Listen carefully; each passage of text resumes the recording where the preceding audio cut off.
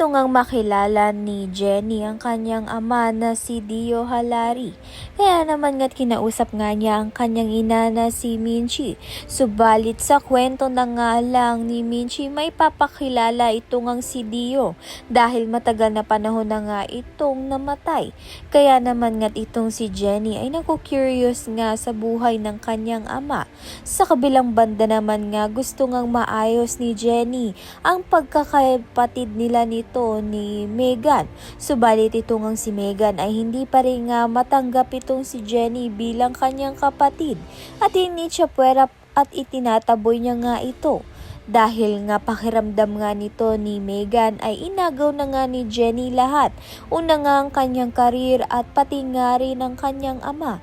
Subalit wala naman nga raw intensyon itong si Jenny na angkinin ang kanilang ama na si Dio. Dahil may ama nga itong si Jenny at ito ngang si Perry. Si Perry nga ang gumanap na ama nga niya ng matagal na panahon na nga, kaya naman nga't hindi nga nangulila sa ama ito ngang si Jenny.